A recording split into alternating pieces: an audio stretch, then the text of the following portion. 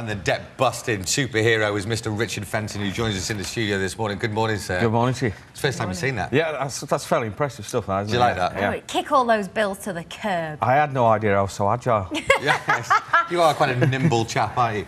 OK, but very serious business, actually, this morning. We're talking about redundancies. A lot of people are on the cusp of losing their jobs. A lot of people have already, for example, working in Woolworths and all these different retail places and manufacturers that have called time because of the economic downturn. Now, you're going to give us some tips on how people can actually get some money that's maybe entitled to them. Yeah. A lot of people, this is a very new experience for them, so they're not very familiar with the benefits system. And there's literally hundreds of different types of benefits, but we're going to talk about the 4 main ones that people are going to come into contact with should they find themselves in this terrible position of actually losing their full-time job.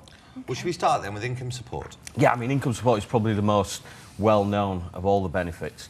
And that's designed for people who are actually currently in employment but working, say, less than 16 hours per week.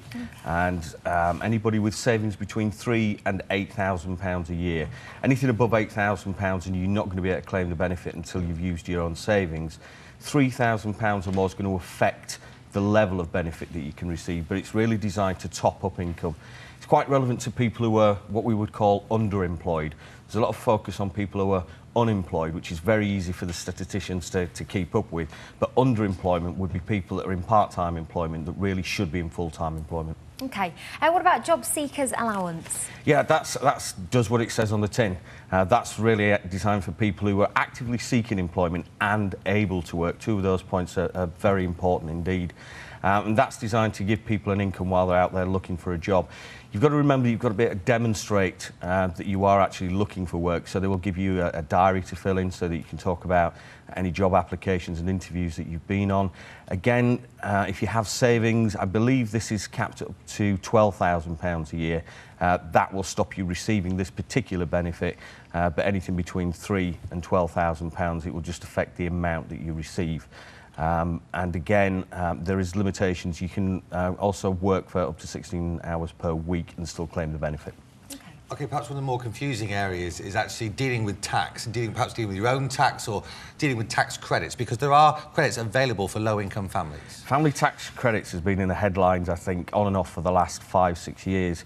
And interestingly, it seems to make the headlines for overpayments rather than underpayments, which has caused problems in itself because, of course, then people become indebted to the government and they have their future payments reduced. But that's designed to help families on low incomes. It depends on your family circumstances and the size of the family that you have, but usually on a family income of less than £30,000 a year, you'll be entitled to what is essentially a tax rebate. That's a joint salary of £30,000. Yes, joint salary. It comes in the form of a tax rebate, so you pay less tax than somebody that's not entitled to the benefit, and it's a very, very useful benefit. And currently estimated that 70,000 families in the UK are not claiming this benefit to which they're entitled to. So it's worth people looking into, isn't it? Oh, it is, and there's some good websites out there that will help you. And the important thing to remember is you actually pay for this service through your national insurance. That's what national insurance is there for. It's to protect you should you find yourself in difficulties and to bring you up to a certain level to allow you to live a certain standard of life. OK, what about housing or council tax benefit then? Who's entitled to that? This kind of cuts both ways. This is an entitlement that will give you benefit if you're on a low income or no income whatsoever. And you don't have to be in social housing to receive the benefit. It covers people in social housing, housing associations and private landlords. And this will assist you either with a full rental payment each month or part of. Again, there's certain stipulations in place which prevent you from claiming if you have savings in excess of a certain amount, but it's certainly worth looking into.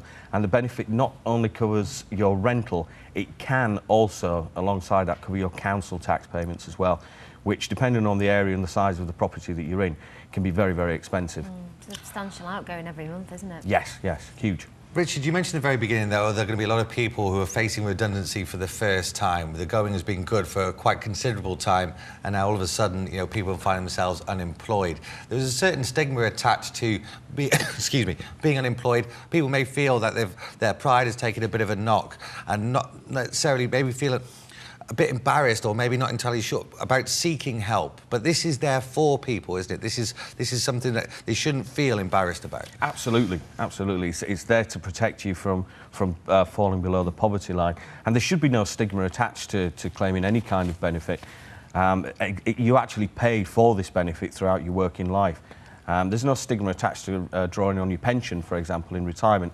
And this is exactly the same scenario. This is designed to help you and make sure that you get what you're entitled to. It's a lot easier these days to go through the process. It starts with a telephone interview, for example, and then you go down to the local unemployment office and you'll have an interview. The staff are better trained than they were 10, 20 years ago. They're there to assist you and help you and make sure that you're getting everything that you're entitled to. It's no good sitting there suffering and wondering how you're going to feed yourself and your family when there's cash there that is essentially your cash. Your national insurance is paid on a monthly basis to cover you should you find yourself in difficulties. Will any of these benefits be affected if you have received a redundancy payout, for example? Yes, because that would formulate part of any savings that you might have. But again, the people within the offices themselves will be able to advise you on the levels which you have to attain before that does affect you. But there are very, very few people these days receiving redundancy payments. Employers are very clever. Unless you've been with them for 2 years, you're not entitled to a penny. Richard, thank you very much for joining us. You're on a little bit later with Nick at 8:30, so thanks again. If you're affected by any of these issues, then please don't hesitate to contact us. We can put you in contact with Richard. Email us breakfast@channelm.co.uk or text us 88821, start your message with show, or even if you just wanted to comment, then please don't hesitate to do so. Absolutely. Time for a quick break now. Coming up after which, all the latest news, traffic, travel and weather, plus all your latest sports news. We'll see you soon.